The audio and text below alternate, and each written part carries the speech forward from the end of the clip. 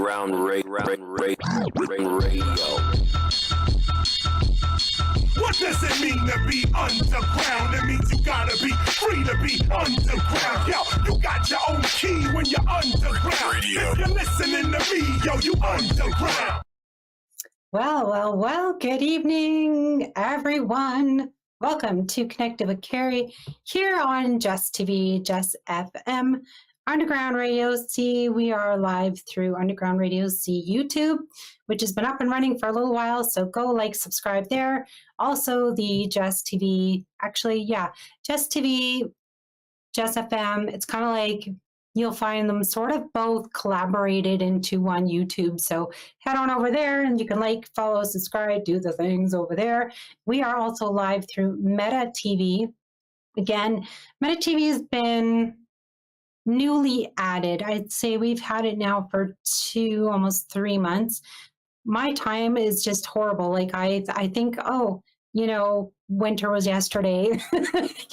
Time is going by so fast. So we may have had Meta TV probably for 4 months, and I'm just guessing. So Meta TV is not your regular, we know Meta as like our social media platforms, but this is Meta TV, where we actually stream our shows through and it goes over to Italy, just like the NCG television network in Italy as well, that we've been always going through, who are amazing. And we've had a couple guests from Italy on before. So those of you in Italy, I always love to say good morning to you guys over there because it is 3 a.m. And I just hope you're having a beautiful Sunday, because here in Calgary, we've had a lot of water, a lot of rain. You can tell my hair is all frizzy, which means it is humid and it's like wet. So bear with us as we have bad hair days, and that's all good, right? So we are now approaching the end of July. I may or may not have one more Connected W Cari show next week.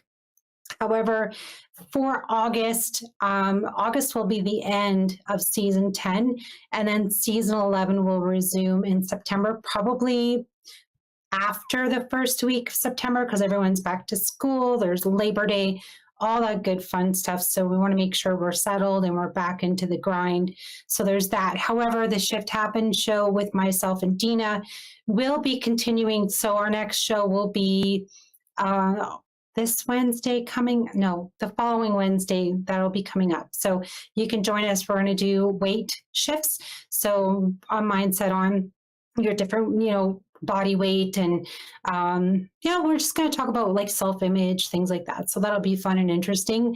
You can join us for that, because I won't be very far. I'll still be kicking around, but just making sure I've got a break between seasons, because as it is, I do believe we are approaching, I think this is my 28th or 29th show in season 10, which is a very, very long season. Usually I have about 20 spots per season, but this one was like so back to back. It's been crazy. So I've been trying to fit people in that have actually been literally, like my guest I had a couple weeks ago, she was booked in a year ago. So I'm trying to honor everybody and get them in while I can. And then of course, season 11 is going to be up and coming, and I've got people back to back to back. However, if you do want to be on the show, can you please contact me as soon as possible so I can schedule you in, because as of now, I am scheduling into like January. So let's get on the ball. Let's have some fun. This evening, we are introducing, I know I did it a couple weeks ago, but I have another guest on from the Culture Revolution book. If you've been following along, this has been a book tour that's been in the works for about a year now. So we've been talking about business culture. We've had different authors coming on, because there's 13 different authors for this book. However, not each of them have a chapter. There's been a couple co-authors for one chapter. Like there's a couple chapters that have two authors, so which is pretty cool. We've had already one of those chapters on back last year, so we're trying to get those guys in so you guys can go and get the books and enjoy it. Myself, I've been loving having these guests on, because I'm learning more and more about different work culture, which has been interesting, because some of us are entrepreneurs, some of us work in an office and it's day-to-day sort of grind. Then when these, different authors have been coming on, they're giving us an insight to what they've kind of lived through, their stories through workplace culture.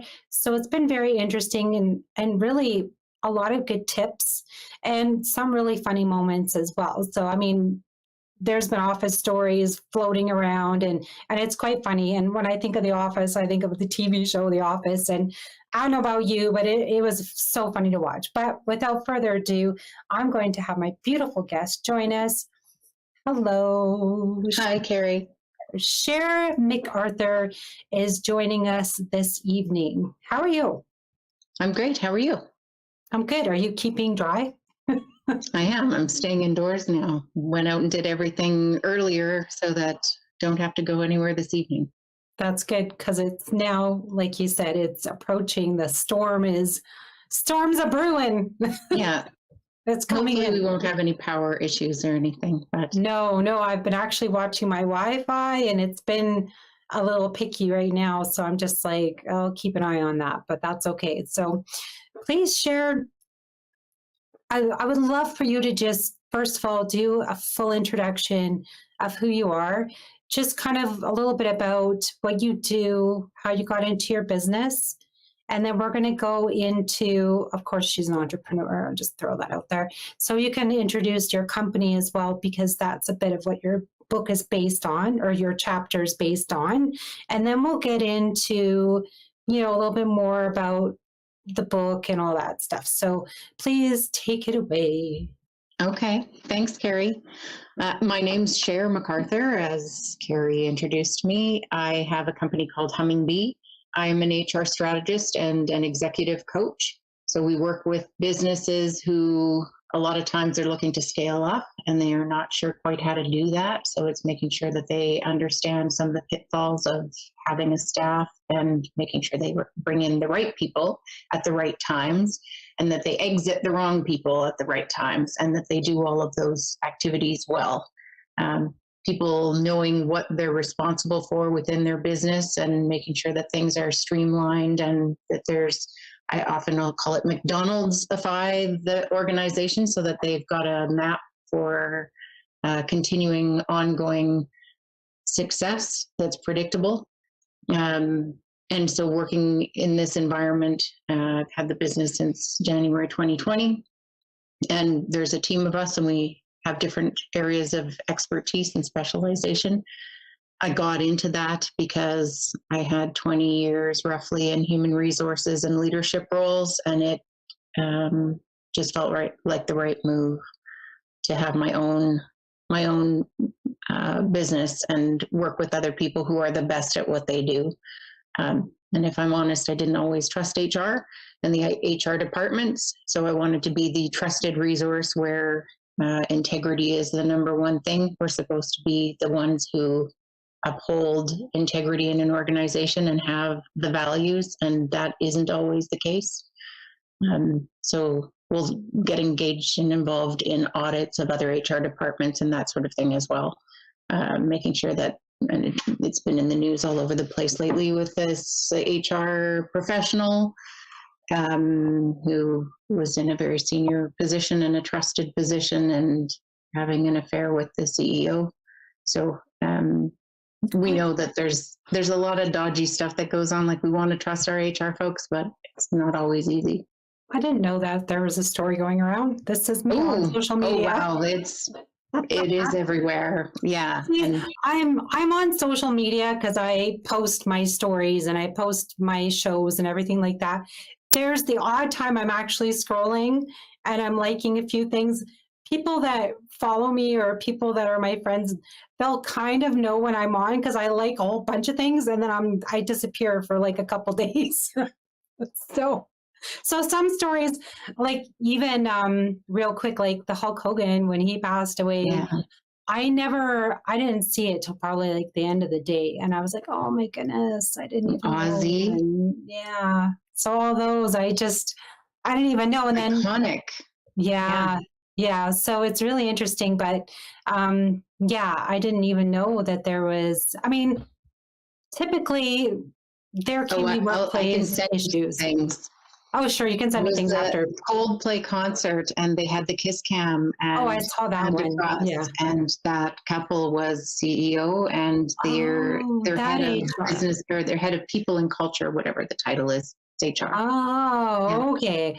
That story. Okay, obviously. Yeah. I saw that one. I thought And so maybe there are a there lot was of another jokes one. about we didn't trust HR before, of course, and yeah, and her career unfortunately won't bounce back as quickly as his. Yeah, yeah. So we have to really, take into consideration when we step into an HR role, how are we doing that? Are we being professional about it? And, people will come to you when you are in HR and they'll have complaints and they're going to have issues. And how do we work with that? And how do we take into consideration if we think, oh, they just keep coming with issues and the complaints and complaints and complaints. So should we be taking those complaints seriously? What have you seen in your, 20 years of HR? So many things. I think inconsistency is the biggest complaint that people have. There's unfair treatment from one person to the next. And so, and I can appreciate that a lot of folks, they want to have this, well, case by case basis. Well, this person had a good argument for this thing, or this person came to us and asked for a raise, and this person didn't, so we didn't give them a raise, and now they quit. And we told them, well, we'll give you a raise now, or these sorts of things. And that happens a lot in smaller organizations, larger organizations, and that the reason they're larger and the reason they're successful is because it doesn't matter who you are, where you came from, what gender you are, what your sexual orientation is, race, religion, whatever. Nobody cares. What job are you doing? And what is the value of that job? And so that becomes a more strategic HR piece where companies, when they get larger, they really need that. Like, what does this role pay? And there's a band for that. If you're really great at that job, or if you're just learning that job, then what does it pay? And companies, a lot of time, they hesitate to implement those types of things because it's too much structure, and they get to that size where there's a lot of those pain points. And but unfortunately, they lose a lot of great people because some people just aren't the kind of people to come forward and ask for the raise or to ask for the thing that the other person next to them got. And I would say inconsistency, that unfairness and inconsistency kills businesses over and over and over again on the people side. And without great people, your business is in trouble. Yeah, that's true. I think it is very important to also keep your HR up to date on everything, what's going on, what's happening, and so they're actually prepared in advance. Policies. Yeah, right? I understand the law side of things, and like where a company could be vulnerable, and where their employees could maybe they're doing too much in some cases for their employees, and they've got an employee that's really not doing the right things, but they know it's protected grounds. This person maybe has a mental health issue, or they have a physical health issue, or they are addicted to a substance, and that's all protected grounds. And so some businesses are so concerned about making sure that that person is taken care of, and they understand it's protected grounds, but they don't understand their rights and responsibilities equally. So they'll think, I have an obligation to support this person, but you don't have an obligation to support them if they're not supporting themselves, or they're not getting better, or they're not doing the right activities, et cetera, et cetera. So then other people see that and think this person's getting special treatment. And there are cases where people should get special treatment, but there are cases where they shouldn't. And I think employers, they're trying to run their businesses. They're experts at that. They don't know these nuanced things and what's changed with the legislation around employees and what their obligations are. And sometimes they go too far. Sometimes they don't go far enough. Yeah. Oh my and in goodness. smaller businesses, they don't have a full HR department. Maybe they'll hire a junior person that they don't really know either. Yeah. That's usually the first hire. When you get to around that 80 people to 100 people, now you figure you got to have an in-house HR person. Right. But they can't be an expert in everything. Right. So you think when you have about 80 people, that's when you should hire an HR, or? It depends on the business. Okay. And some businesses, they can get to 150 people. They don't ever need to have an HR person. It just really depends on the business. There are a lot of reasons to have an HR person in-house, and then supplement with an organization like mine where we get involved. We'll set up a lot of the systems and processes, and then that more junior person can keep doing all those activities because it's already set up, and they'll tweak it. And as they get better at their role, they'll come up with ideas, and that's great. And they can take on more and more and more, and we'll support them and mentor them through that. Yeah. And that works out well. Nice. Okay. So I know, we did a meeting beforehand. I usually do that with all my guests that come on. And so Cher gave me a few, a couple little notes, and I do want to make sure that we do go through them because I think they are important. So we did cover a couple, but I do want to know, because you had said, to ask you, like, what are some examples in organizations that can be avoided, right? So we just sort of touched on that, but what else do you think? What other issues? I'd say the pay equity piece is huge. Pay equity is, and it's legislatively required. Like if you're ever audited and the government says, let's look at your books, like this person is claiming that there's discrimination based on whatever criteria they come up with. Maybe it's a disability, and the employer might not even know that that person has a disability. And now this person is saying, I'm disabled and I'm making this amount, and this person next to me, and we're doing the exact same job. If you can't justify that on the pay equity side of things, you could be in trouble. But there are a lot of other things where people think they're doing the right things. I think and that was the point of my chapter, largely, is you can be kind of a jerk and run a business, and you don't have to be the nicest, warmest, fuzziest person. You don't have to be running around high-fiving everyone, telling them they're doing the best job. You don't have to Ted Lasso all over everyone all the time. I mean, it's cool if you can do that, but if you can't, just be you. And ensure that your processes are fair and equitable, and everyone has the opportunity to be promoted. Everyone has the opportunity for time off at the same time. Everyone has all the things that people care about, that it's fairly applied. And a lot of companies will say, oh, but this person went through this really tough time, so we did all these kinds of things. That's great. And you should during those really tough times. But then the person next to them that asked for it, you don't give them the exact same thing when they're not going through something particular, or otherwise it becomes a free. So I guess there's that line where is it a free for all that people are just making up their own hours now, or they're doing whatever, or you give someone a concession for a period of time. We had a hard time finding childcare. Okay, great. That's a reasonable thing for this period of time. And then you say, we'll give you a couple of months to figure that stuff out. But I've talked to clients where it's 4 years later, 5 years later, and now that person is still getting these special treatments of they can work these flex hours where other people have to come in at a different time because they made an arrangement at one point. The kid's not even in that school anymore. The kid is like, things have completely changed, but the person's like, yeah, I figured that out before and I got what I wanted. And so it's making sure that it's just, make sure it's fair, and make sure that when a new person comes in, they don't go, how did that guy get that thing and that person didn't, and how do I get that? And optically it's got to be a certain way. And sometimes I would say that the nice people, the really kind-hearted people, are the ones that end up being jerks, and they don't mean to be, because they're doing things that aren't fair. I think also, when you're an employee, I don't know, I would say now it's being more normalized where you can actually go to your boss and say, hey, these are some of the things that are coming. I would say, we know summertime, it isn't bad. Maybe kids are in daycare or like camps or something, and they're gone for a week, but then summer's over.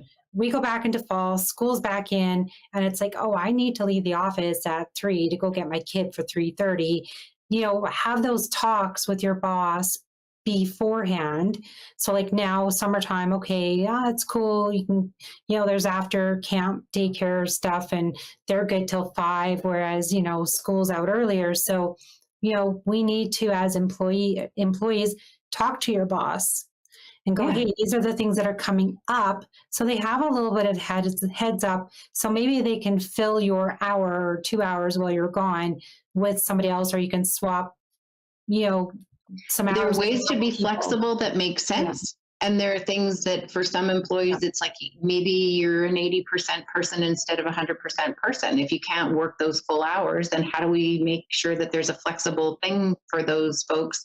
But if they're blowing off 2 hours earlier than most people on certain days and nobody's being compensated any differently, now we've got a problem. And that's what seems to happen. Like it's absolutely fine. And I'll recommend all day long, make concessions for people, but make sure that that's attached to compensation somehow. So now if you're 60% and you're only able to work these hours, or you're 80%, you're only able to work these hours, that's great.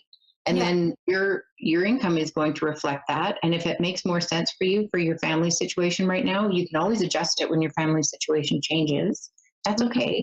And I don't want to be a jerk. Like there are a lot of reasons why a person would need a temporary accommodation or whatever. Just make sure that it's fair for people and that everyone's getting their needs met. But if you've got two people that are doing the identical job and they're getting paid identically, and one of them is gone for 2 hours more of each day, they're only there 60, 80, whatever percent of their time, they're only there, then it's not fair.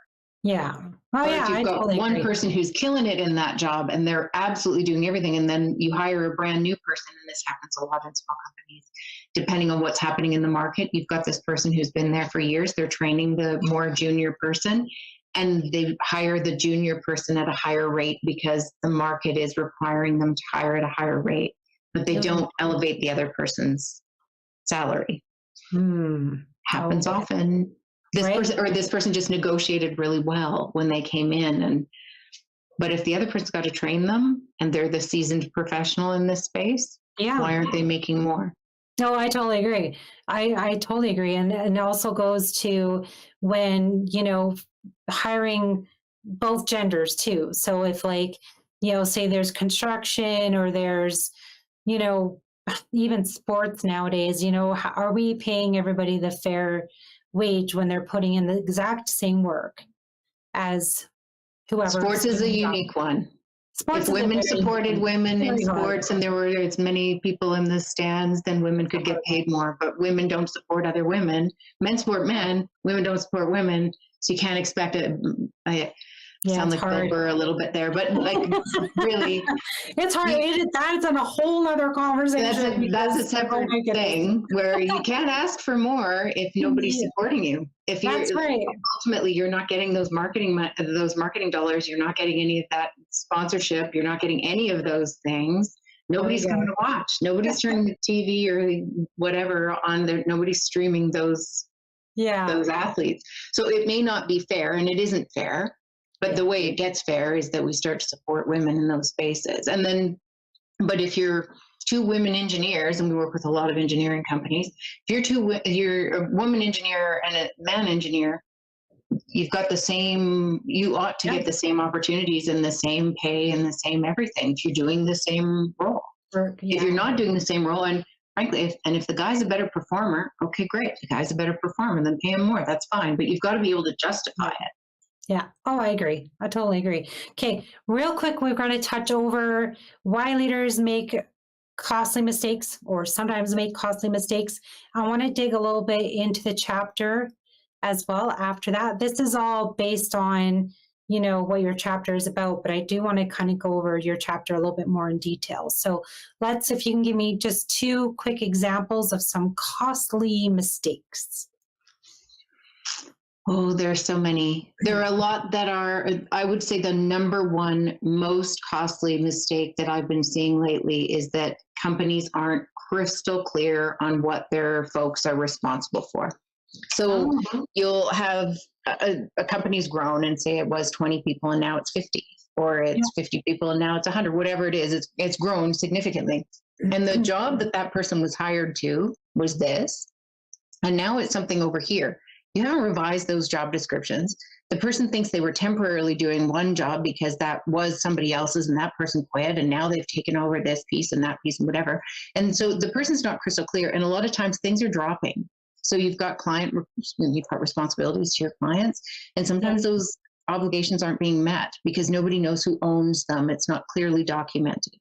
So was listening to one of my favorite podcasts recently and Kevin O'Leary was being interviewed, and anyone who's ever listened to Kevin O'Leary, he's a dick. But to his credit, he's a brilliant business guy, and he's not stupid. And he said, I don't care if people like me, I care if people respect me.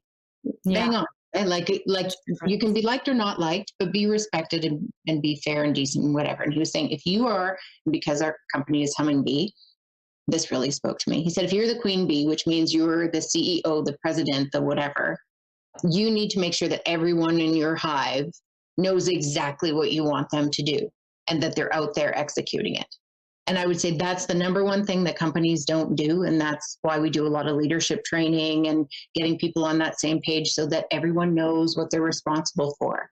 Everyone knows that the leadership team, you're all in agreement. And I would say that's the other thing, that there's misalignment at the leadership team. So one person is saying, oh, go do this. And then they talk to another leader and they'll say, oh, no, go do that thing over there. And now you're wasting people's time all over the place. I would say, though, those are the most costly mistakes, is people not being crystal clear on what their job is, and then that the leadership isn't clear on what their job is either, and they're not aligned. So they've got different visions of how the work should be done.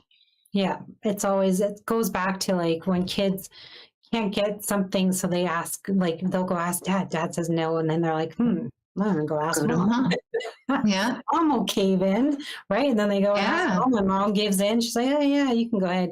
And then after, the dad goes, you aren't supposed to let them go and do that or whatever, because they're not talking.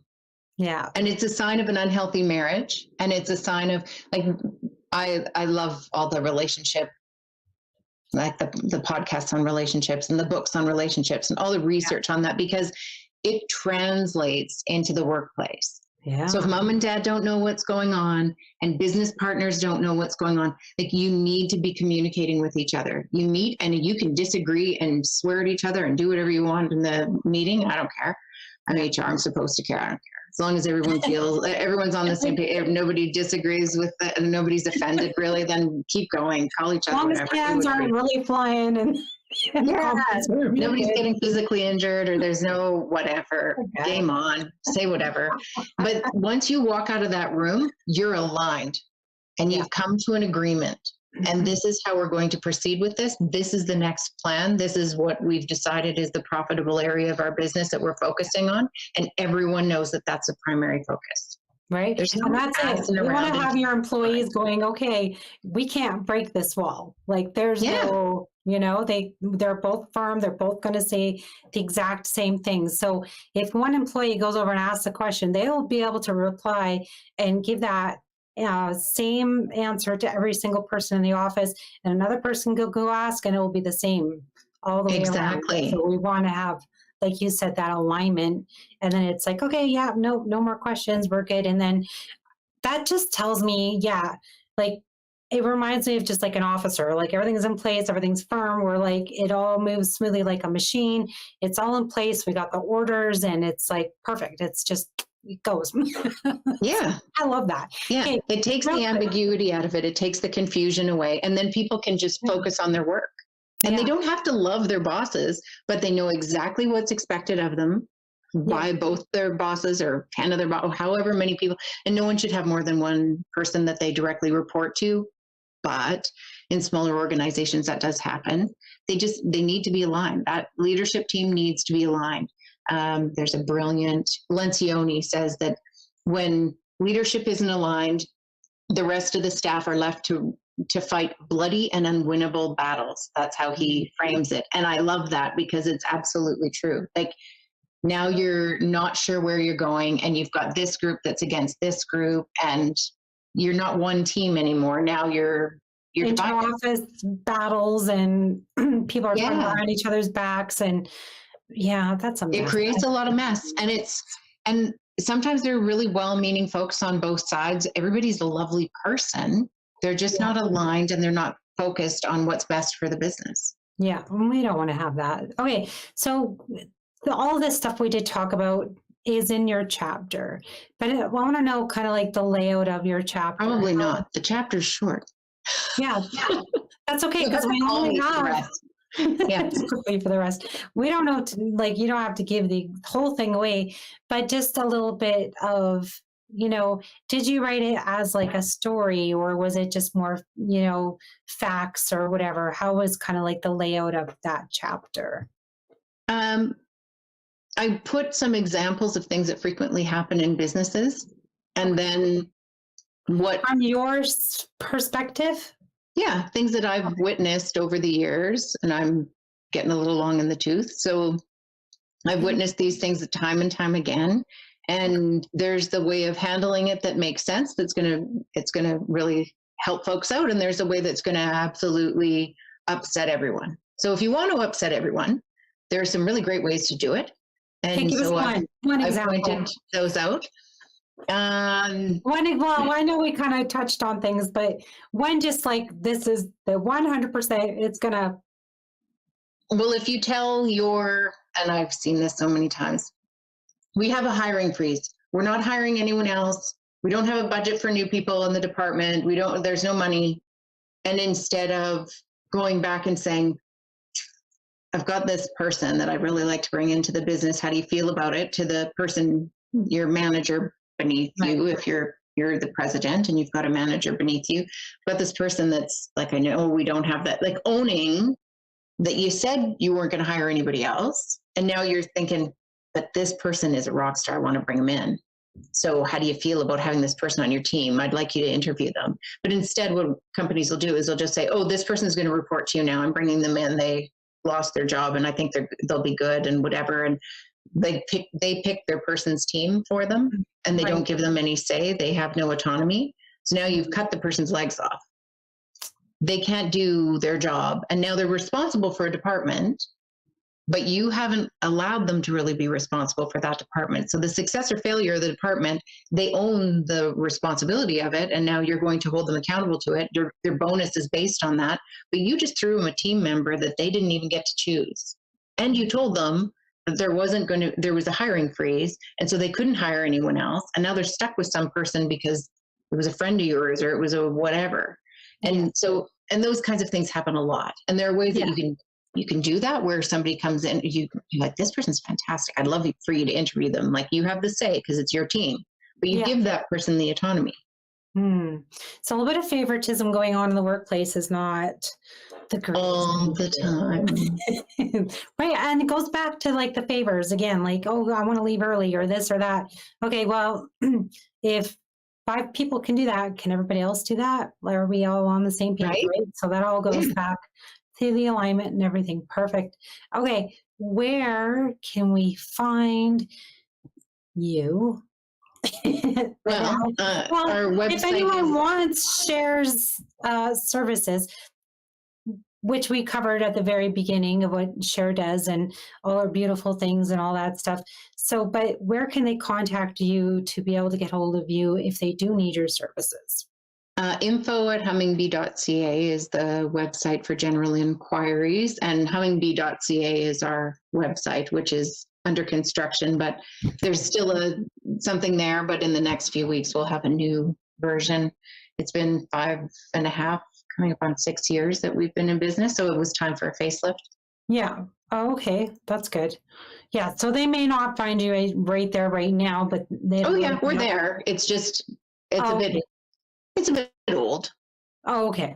And so a lot of our services that we offer, they're not, it hasn't been updated. It's pretty basic on the website at the minute, but that's okay. Because sometimes you can type in a website and then it says, oops, sorry, under construction or whatever like that. So it's there, but it's just not updated, basically. Yeah. Cool. But okay. Stay tuned. It'll be much, much more fun soon. Yeah. Much more fun soon. Are there going to be games? No, that's a good idea, though. There should be HR games. Yeah. Or leadership games. Yeah. Yeah. Kind of like what Enta Solutions does. They do games in their workplace, don't they? They do games. Well, in their workplace, but not on their website, I don't think. I haven't seen anything there. Okay. Well, you incorporate that and you can put at the bottom courtesy of. Right? Yeah. Throw in some kind of I'll be right in there and I'll be playing some games. Can you just put my name in as like the leaderboard, like the leader, and then everyone has to try and bump me? Right? There's an idea. Yeah. Start off as you're the one to beat. That would be really fun. On that note, thank you, Cher, for coming on and sharing all your information and what you have to say. If you guys are watching the replay, you have questions for Cher, by all means, you can either throw them in the chat here, or you can either contact myself and I can contact her, or you can contact her directly. However it works for you, we will get back to you as best as we can. And yeah, I think, you know, HR is just such a wide variety of topics. It's like one of those things. So it can be kind of ever changing. So if there's like one topic someone needs to know about HR, feel free to Google it or find Cher and go, hey, how do we do this? And I acknowledge I'm not the expert on everything. That's why we've got a team that everyone has their area of expertise. Exactly. So you'll keep Cher on her toes. That's right. Absolutely. Okay, thanks, Cher, for coming on. We will. Thanks so much, Carrie. Okay, have a great night. Ciao, ciao to Italy. Ciao, ciao to Italy. There we have it, guys. Another Connected with Cari in the books here on July 26th, getting near the end of, really near the end of July. So it's pretty crazy. Thank you, everyone, who tuned in this show for Connected with Cari. Oh my goodness, can you tell? It's like the end of the day. It's going crazy. So with that, I want to say, make sure that you guys do tune in for the Shift Happens show, which will be on Wednesday. And then, yeah, if you guys want to be on the show, please contact myself as well, Underground Radio. So you can find me on Instagram and or Facebook, or you can email me, radioc.contact@gmail.com. If you guys want to come on the show, we will make a little one-on-one meet and greet, and we can discuss things and go from there. Thank you for tuning in this evening. Again, if you guys have any questions for Cher, or any questions on HR, really, you can contact us and we will try and answer your questions. I don't know, with that, I don't know too much on HR, but I just know, like, if you have any questions, just, you know, ask. That's the biggest thing, I think. Absolutely. So with that, everyone, have a great, wonderful weekend. If you're in Calgary, stay dry. I will be down at Day of the Dog tomorrow. And if you're down there, come say hi. With that, have a great evening and stay connected. Good night.